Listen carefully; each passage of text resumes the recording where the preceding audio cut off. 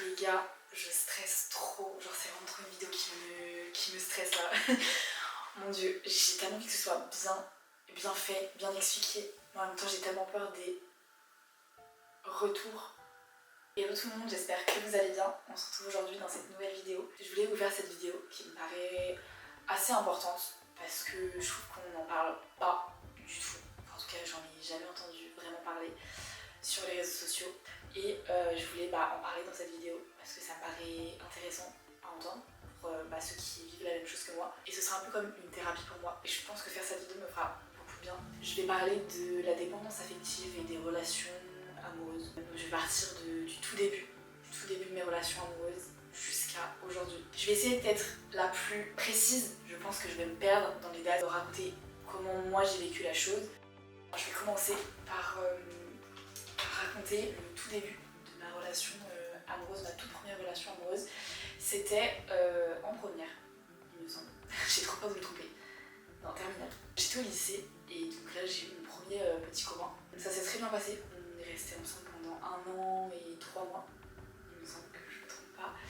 Ça a été une très belle relation, franchement je ne cracherai pas là-dessus. Mais à la fin ça a été compliqué. Parce que c'était quelqu'un de très gentil, qui était vraiment génial comme garçon. Et franchement je lui souhaite tout le meilleur. Vraiment. Mais petit à petit ça s'est compliqué parce que c'était un mec qui était très gentil, mais trop gentil. Vous voyez ce que je veux dire? Genre en fait non, parce que c'est horrible de dire ça. Genre j'ai l'impression de passer pour la meuf genre trop chiante. On cherche des mecs gentils, mais trop gentils, on ne peut pas. Tu vois ce que je veux dire? Il était très tout le temps sur mon dos, enfin pas sur mon dos, mais genre tout le temps à envoyer des messages, et tout le temps à appeler, et tout le temps en mode on se voit. Il m'étouffait à force dans la relation. Je ne pouvais plus respirer. J'ai commencé à développer un comportement négatif et assez néfaste pour nous deux. Parce que j'étais beaucoup dans l'agressivité, je me trouvais vraiment très méchante avec lui. Je ne voulais pas et je regrettais chacune de mes paroles. À la seconde où elles sortaient, mais ça continuait et j'en pouvais plus. Je ne pouvais plus vivre comme ça. Plusieurs fois j'ai tenté de lui parler, de dire qu'il fallait que ça s'arrête, etc. Et au final, je suis partie à Lyon pour mes études. On est restés ensemble à distance pendant 6 mois et c'était compliqué. Mais franchement, c'était pas le pire. J'étais de plus en plus toxique pour lui finalement parce que moi c'est tout ce que je voulais. Je voulais que ça s'arrête, mais je savais pas comment dire. Et au final, ça s'est passé un week-end. Tous les sujets sont au courant de ça. Donc franchement, je ne ferai de mal à personne en disant ce que je vais dire. Et c'est quelque chose que je regrette beaucoup, malheureusement. J'ai rencontré un garçon dans mon école. On s'est très bien entendu assez rapidement. Et malheureusement, il y a eu tromperie. J'ai embrassé ce garçon lors d'une soirée. Et donc après, du coup, le week-end même, mon copain, du coup, à ce moment-là, est venu sur Lyon. Je lui ai dit que je voulais qu'on arrête la relation. Je voulais pas lui faire de mal parce que il méritait pas. Et au final, avant qu'il parte, je lui ai dit qu'il se doutait un peu de ça, qu'il y avait eu des choses avec cette personne-là, il se doutait. C'était franchement une très belle relation. Je pense qu'on a toute ma vie, c'était super. Mais ce n'est pas le sujet principal de la vidéo, donc on va poursuivre. Donc du coup, ce garçon-là, que je connaissais du coup depuis septembre, on se voyait. Il n'y avait jamais eu vraiment de discussion, etc. Mais du coup, à cette soirée-là, il y a eu discussion et il y a eu altercation. Il y a eu genre en mode t'es solo, t'es célibataire ou pas, de sa part. Donc on s'est fait chaud. Petit à petit, ça s'est fait très vite en fait. J'allais dire petit à petit, on a fait connaissance. Non, déjà il n'y a pas eu ça. Déjà ça a été direct le vif du sujet, genre on est en couple. Ça a déjà commencé à poser problème. Au bout d'une semaine, on était plus ou moins en couple. Et déjà, c'était compliqué. Il y avait souvent avec du retard. Et genre, quand je dis du retard, c'était genre 2, 3, 4 heures de retard en mode je sais pas ce qu'il faisait parce que j'avais 0 nouvelles pendant ces heures de retard. Genre en mode rendez-vous à 14h. 4 heures plus tard, je ne sais toujours pas ce qu'il fait. Il n'y avait pas beaucoup de communication par message. Je veux dire qu'avant avec mon ex, c'était tout le temps des messages. Je savais tout le temps ce qu'il faisait à la minute. Et là, genre vraiment, je ne savais rien de sa vie. Je ne savais pas ce qu'il faisait, je ne savais pas avec qui il était, je savais rien, genre vraiment rien. Et ça, genre je trouve qu'au début, dans une relation, je trouve ça important. C'est vraiment le moment où t'as le plus envie de discuter avec la personne, genre de découvrir la personne, de sortir avec la personne. Et moi, c'était pas du tout ça. Un jour, il y a eu une dispute, je sais plus exactement comment ça s'est passé. On s'est donné rendez-vous. Et là, il m'a dit en fait, ça va trop vite. Et genre déjà, je me suis dit putain, mais qu'est-ce qui se passe, genre pourquoi c'est aussi compliqué déjà dès le début? Ça fait une semaine, on est ensemble. En fait, j'avais l'impression tout le temps d'être au second plan, alors que ça faisait vraiment genre 2 semaines qu'on se côtoyait, genre je suis censée être... Ok, je suis pas le centre du monde. Je sais pas, moi je trouve ça bizarre de vouloir pécho quelqu'un, mais pas vraiment, genre à moitié. Si j'ai envie de pécho mon crush, je suis tout pour quoi, genre... Bah genre, là non. Donc à ce rendez-vous, ça racontait bien tout. J'avais même écrit une lettre pour lui dire en fait que moi, j'avais beaucoup de mal avec la communication. Du coup j'avais fait tout à l'écrit. Je vous raconterai plus tard comment ce problème de communication a finalement détruit beaucoup de choses. Donc le temps passe. Et là, du coup, mars passe. Et là, on arrive en avril, le jour de mon anniversaire. Et je ne peux pas passer à côté de cette anecdote qui me fout toujours la haine. J'ai trop le seum de ce jour. C'était abominable. Je me suis retrouvée à me bourrer la gueule, toute seule, dans ma chambre. Ouais, et j'étais censée le passer avec lui, plus ou moins, en tout cas. Et ça s'est pas passé comme ça du tout. Il est parti en soirée. Et du coup, je me suis retrouvée à acheter une bouteille de vodka et à boire cul sec. Donc je l'ai pas bu cul sec la bouteille entière, mais t'as capté. J'étais bien... Voilà. C'était un très mauvais souvenir, c'était horrible. Bref, voilà, petite anecdote du genre de choses qui s'est passé. Donc là, le temps passe petit à petit. Tout se passe plus ou moins comme je vous l'ai dit. Et arrive le jour où il décide de me quitter. Voilà, c'était en mai, début mai. Je vous mets un peu les trucs dans le contexte. Hein. Donc début mai, il me quitte. C'était un vendredi. Oui, c'était un vendredi. Je me souviens parfaitement, hein, je me souviens parfaitement de comment ça s'est passé. Il est parti comme ça, genre en mode en fait c'est terminé. Je suis partie en cours, j'ai terminé à genre 20h je crois. J'étais en physique. Donc je pleurais toutes les larmes de mon corps sur la table de mon école en rentrant. J'ai envoyé du coup un message ex. Je lui ai dit viens me consoler, genre enfin viens avec moi ce soir, genre je peux pas être toute seule là, enfin je me sens pas bien et tout. Il est venu et genre je sais pas pourquoi, mon dieu. Et bah genre direct on est retombés dans les bras l'un de l'autre en fait. Genre vraiment ça a duré 3 heures la séparation, genre qui fait ça. En fait, moi dans ma tête c'était on est séparés. Le lendemain matin, j'ai réussi à faire un truc avec mon corps, à l'intérieur de mon corps. Et genre ça a fait disparaître tous mes sentiments. Je faisais des trucs en mode comme ça genre. Et j'enlevais les sentiments genre je ressentais plus rien pour lui. Je me dis bon, je vais prendre soin de moi et tout. Je suis allée chez Sephora m'acheter des petits masques. Je suis allée faire les magasins, m'acheter des vêtements, machin et tout. Et là je me retrouve dans la queue pour essayer les vêtements. Et là je vois un appel de lui. Qu'est-ce qu'il y a? Qu'est-ce qui se passe? Je suis en train de t'oublier là donc voilà quoi, va-t'en. Il est en mode ah mais t'es pas chez toi? Ah non je suis pas chez moi, je suis dans le magasin. Ah mais reviens vite et tout, qu'est-ce qu'il y a? Et en fait donc là je fais mon truc machin. Et puis là je reviens chez moi et je me vois arriver avec un kiff. C'était très beau, franchement c'était un moment, je pense un des plus beaux moments que j'ai vécu avec lui. C'était bizarre parce qu'en soi on n'était pas ensemble. Mais franchement quand j'ai vu comme ça, genre, je me suis dit putain, en fait c'est genre il revient. Et si j'avais su comment c'était passé après, j'aurais comme une bouquet de fleurs et je l'aurais jeté sur la tête. Je crois même qu'on était allé au cinéma le soir et c'est à ce moment là que je lui ai expliqué que je n'avais plus de sentiments. Et en mode ah ok. Il était tout penaud. Si j'avais pu arrêter cette relation à ce moment-là, je pense que j'aurais fait. Malheureusement, j'ai eu l'espoir. Et des fois, l'espoir, ça fait mal. Ça fait très mal. Ensuite, bah, du coup, le temps a passé, les mois ont passé, c'était toujours plus ou moins la même chose.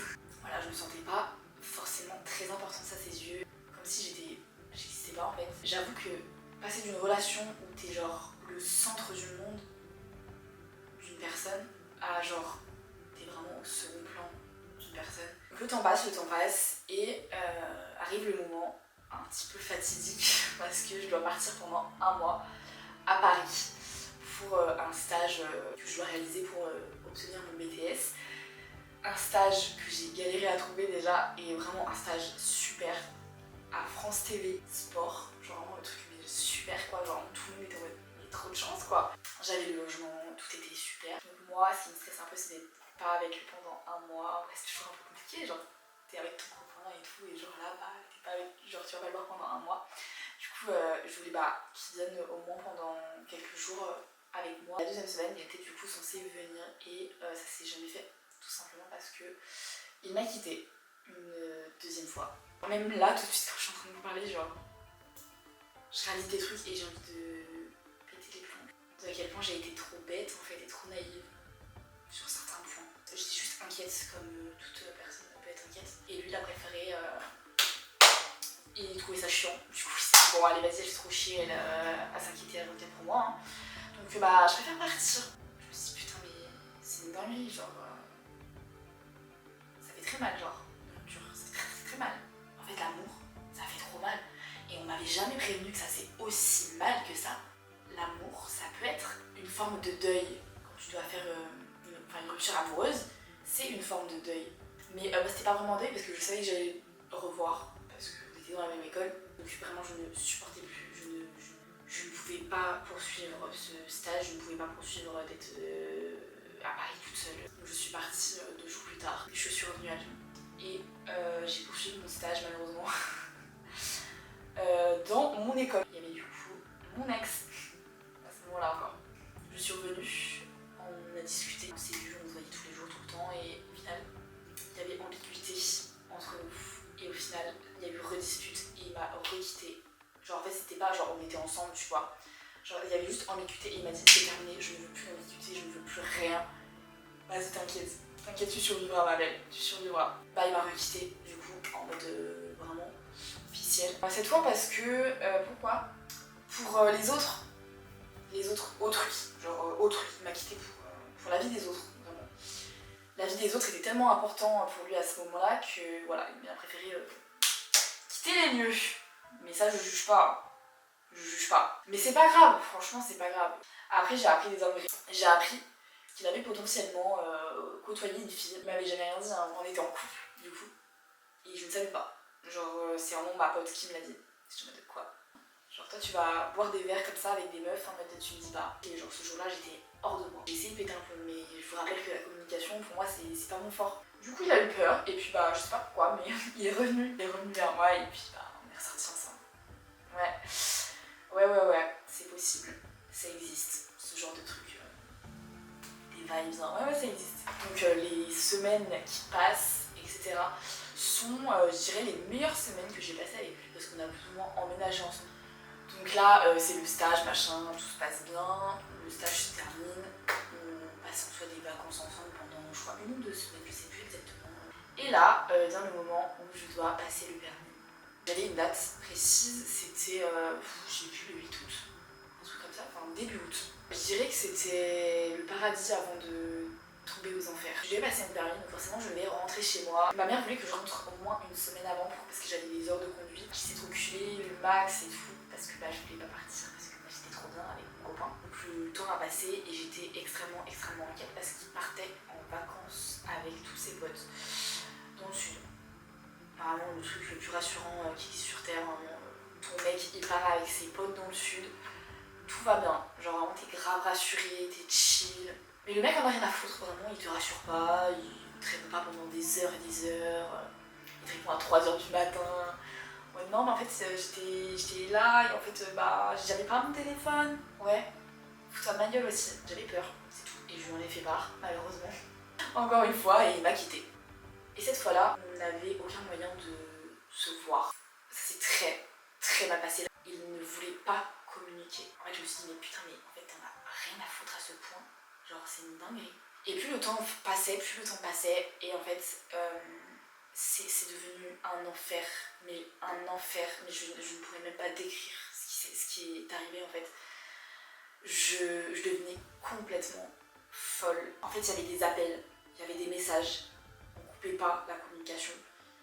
Et en même temps, il me disait mais tu te rends compte, n'importe quel mec qui en a rien à foutre en fait, il t'aurait bloqué et il t'aurait dégagé direct en fait. Mais moi c'est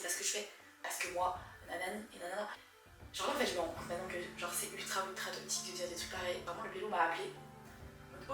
Ok, tu veux la communication? Ok. En fait je t'aime plus. Je suis digérer ça alors que ça fait vraiment genre 2 semaines que je me nourris plus, que je bois plus, que je pleure tous les jours. Le meilleur moment de ma journée, c'était vraiment 5 secondes après mon réveil, avant de me rendre compte que en fait je me réveillais de mon cauchemar et que tout ce que je voulais c'était genre vraiment me rendormir et ne plus me réveiller avant que ce soit terminé. Et de ce qu'il m'avait dit dans cet appel, en plus de je ne t'aime plus, c'était mais en fait Marjorie, tu te rends compte qu'avec tous tes problèmes là, tu ne trouveras jamais personne en fait, c'est genre personne ne voudra de toi. Pour lui, mes problèmes, c'est mes menaces de suicide. Alors, menaces de suicide de quoi, mec? T'es complètement malade. Rappel, je suis dépressive depuis 8 ans maintenant. J'ai été diagnostiquée il y a moins de 8 ans. Je ressens les symptômes de la dépression. Je me considère hypersensible. Je n'ai pas été diagnostiquée, mais je l'ai pas été non plus. Vous voyez ce que je veux dire? En fait, j'en ai parlé beaucoup à des professionnels. Il y en a qui disent, mais en fait, j'aime pas qu'on dise hypersensible, nanana. Mais en fait, oui, bien sûr que tu l'es. Diagnostiquez-moi zappé, que je puisse expliquer les trucs aux gens, sinon je peux pas. C'est le moment où je suis ultra stressée parce que c'est vraiment le vif du sujet. Donc j'étais littéralement en train de vivre un enfer. Et ma mère a trouvé la délicieuse idée de m'envoyer chez mes grands-parents pour passer des petites vacances, pour me changer les idées quoi. Sauf que du coup ça a impacté absolument toute la famille finalement. Quasiment tous les membres de ma famille qui se sont mis à pleurer à mon chevet. J'avais l'impression d'être sur le lit de mort, je vous jure. J'étais sur le lit de mort et il y avait chaque membre de ma famille qui rentrait toutes les heures dans ma chambre en mode tu ressembles à quoi Marjorie? On dirait une maman de morte sur son lit de mort en fait. Je ne vivais plus en fait. Ma grand-mère elle avait un avis, ma tante en avait un autre.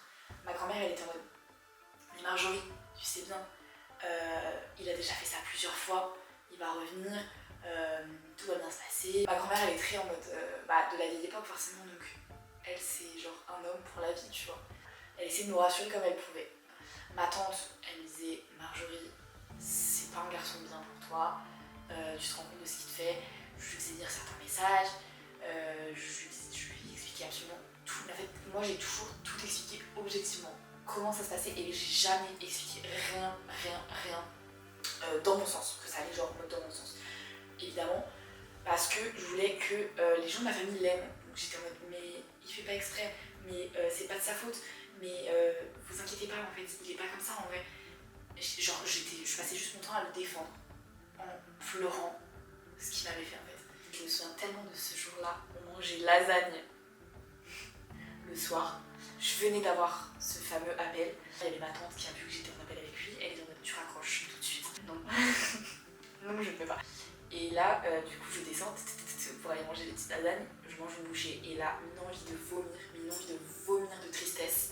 Genre j'avais envie de vomir de tristesse, de vomir de douleur.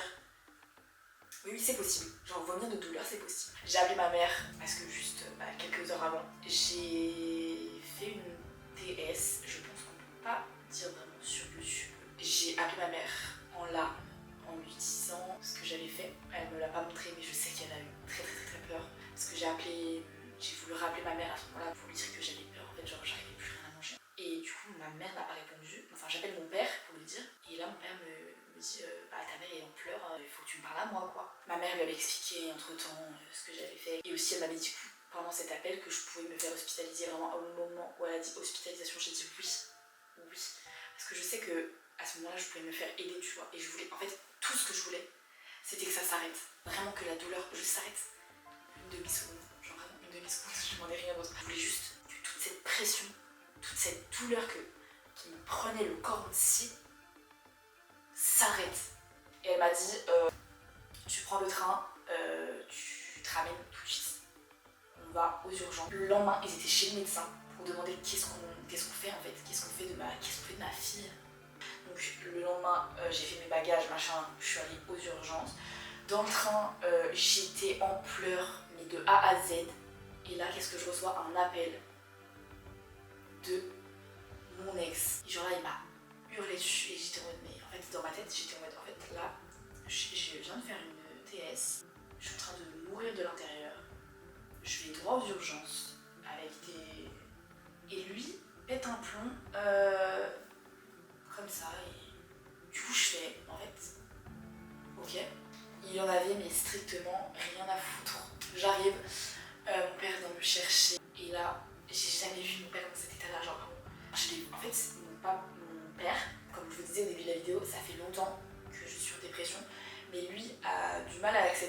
du mal à comprendre. Et ce jour-là où il a su que j'avais fait ça, il s'est rendu compte que sa fille est en dépression et qu'elle peut clairement mettre fin à ses jours. Je suis arrivée aux urgences, j'ai retrouvé ma mère là-bas, 5 heures d'attente, je sais plus, je pleurais, je n'arrêtais pas de pleurer. Il y avait tous les gens qui me regardaient en mode qu'est-ce qu'elle fait? On m'a filé des Xanax pour me détendre, ça m'a fait du bien, c'était une dinguerie sa mère. Je reçois un message de mon ex et en fait il s'était un peu calmé et genre il m'a dit un message genre un peu gentil, ça faisait 3 semaines qu'il en avait rien à foutre, que vraiment Et genre là j'ai pleuré de soulagement, ça faisait tellement du bien. Au final, le temps passe, il doit être 21h, 22h. Et la meuf, elle me dit, bah en fait, du coup, le psychologue, vous allez pas pouvoir le voir aujourd'hui, mais enfin, demain matin. Et du coup, on me dit, bah du coup, on peut se faire dormir dans une chambre à l'hôpital. Bah en fait, non, parce que c'est plein. Ok. Et elle me dit, bah en fait, on a une chambre à vous proposer, on a un lit. Ok. En fait, c'était vraiment littéralement une pièce où on met les gens et qu'on les attache. Oui. Voilà. Du coup, je suis rentrée chez moi et je suis revenue le lendemain matin. J'ai parlé avec la psychiatre. C'est ça qui me rend complètement folle. C'est vraiment les médecins sont incompétents. Hein. Vraiment, il y en a qui sont. Je comprends pas. Elle me dit, mais en fait, soit je vous amène, je vous dis d'aller au psychologue là-bas. En fait, par rapport à là où vous habitez, je pense que c'est bien d'aller voir ce psychologue-là. Je te demande d'être hospitalisée, qu'est-ce que tu me racontes, psychologue là? À Bassin, genre je t'interne à Bassin. Mais elle me dit, mais c'est pas une bonne idée, hein, parce que vous serez avec des gens. Voilà, c'est pas trop les mêmes cas que vous, c'est un peu plus grave, vous risquez de pas être à votre place. D'accord madame, propose-moi autre chose alors, enfin je sais pas. Et là mon père dit mais en fait on connaît quelque chose qui me paraît bien, donc la clinique, machin, sur Annecy. Et elle me dit ah oui ça c'est bien ça, oui. Donc du coup on a pu contacter cette clinique sur Annecy, mais malheureusement ils ont un délai d'attente pour me faire entrer dans la clinique. J'ai attendu 2 à 3 semaines il me semble. Et petit à petit, je revoyais un peu le bout du tunnel. J'étais pas en train de remonter, hein, je stagnais au fond, tu vois. J'étais bien au fond, j'étais bien, c'était confortable. Et puis un jour, on m'a appelé, il était genre 8h du matin ou je sais plus. On me dit bah du coup vous allez pouvoir être hospitalisé aujourd'hui à 14h. J'avais trop peur, parce que bah genre tu sais quand même hospitalisé, mais à la fois j'étais trop contente, je me suis dit putain, c'est un peu mon espoir, mon dernier espoir de revivre finalement. Vraiment je misais tout là-dessus. Donc du coup je commence à préparer toutes mes affaires, etc. Du coup je me suis fait hospitaliser là-bas pendant 1 mois et 1 semaine. Et cet endroit a littéralement changé ma vie. Je sais pas exactement ce qui a changé, je sais pas si c'était le fait d'être là-bas, le fait de plus être sur mon téléphone parce que j'ai décidé d'arrêter les réseaux sociaux. Je sais pas si c'était le fait de juste plus parler avec mon ex. Je sais pas si c'est le fait du travail sur moi-même que j'ai fait, des psys que j'ai vus là-bas, des travaux sur soi qu'on faisait chaque jour, du calme, de la bienveillance des lieux. En fait, je pense que tout ça, ça a fait que ça m'a complètement changé. J'ai vu la vie sous un autre jour, clairement. Je suis devenue mature. Je rêve qu'un jour je sois de nouveau cette femme. Donc on va continuer cette vidéo, on va pas s'éterniser là-dessus et on en fera une autre vidéo. Me voilà sortie de la clinique et donc finalement je retourne en cours machin, et évidemment il est dans l'école. En fait j'ai tellement stressé de ce moment-là que j'ai fait une rechute en fait. La femme forte que j'étais devenue à la sortie de cette clinique, elle était moyen là. Et là je l'ai aperçue et mon dieu, j'ai même un frisson qui vient de me parcourir là, c'était horrible. On s'est reparlé, on s'est revus, on s'est reparlé, nanana, et des trucs ont fait qu'on s'est remis ensemble. C'est pas la fin de l'histoire malheureusement. J'avoue que je suis un peu en fou sur cette période-là parce qu'en fait, ça a recommencé. Comme avant évidemment. Il y a eu séparation, remise en couple, séparation, remise, aller, retour. Vacances de Noël, encore une fois il me quitte. En janvier, 1 semaine après il revient. Il est parti, il est revenu. Il m'a dit des trucs de dingue. Cette fois je te lâcherai pas, je t'abandonnerai pas, je serai toujours là pour toi. Je l'aide, ça l'aide, vraiment ça l'aide de fou. Je le sens trop bien, je le sens déjà apaisé. grâce à ce que j'ai fait. Il me le dit. Putain, Marjorie, grâce à toi, je me sens tellement mieux. Et j'ai tellement envie de tout faire pour toi. En fait, oui, c'est des blablas de beaux parleurs, bien sûr. C'est vraiment quelqu'un qui m'a ouvert les yeux, qui m'a dit mais Marjorie, tu sais, en fait, c'est juste parce qu'il trouve personne d'autre qui fait ça. Sur moi, je t'en mode quoi? Comment ça, personne d'autre? Lorsqu'une lame entre dans la peau, c'est une image, elle ne se retire pas. Et il faut seulement pas l'aiguiser, mais l'inverse déguisé. Ça veut dire que là, toute ma vie, j'aurais ce putain de couteau dans le cœur. Et en fait, ce que je dois faire, c'est juste faire le contraire de l'aiguiser. Mais monsieur, quoi? Vous voulez me dire que j'ai un couteau dans le cœur? Je peux pas l'enlever? Et en faisant tout ça, en se remettant là avec nana, en fait, j'ai aiguisé. Il faut pas rejeter la faute sur lui. Vraiment, je suis totalement fautive également. Je n'aurais pas dû revenir. En soi, j'ai raconté beaucoup de choses. J'ai sûrement dû oublier beaucoup de choses. Aujourd'hui, qu'est-ce que je fais? Je vois des psys. D'ailleurs, j'ai rendez-vous demain. Juste après l'école, quand j'aurai mon BTS ou pas, je retournerai à la clinique pendant peut-être 1 ou 2 mois. À côté de ça, j'essaie de m'en sortir. Actuellement, j'ai du mal à m'en sortir, c'est compliqué. J'espère que ça vous aura peut-être ouvert les yeux si vous êtes dépendant. C'est dur, c'est très dur. Faites attention avec l'amour, ça fait mal. Faites attention à vos copains, vos copines si vous en avez. Faites attention à ce que vous dites.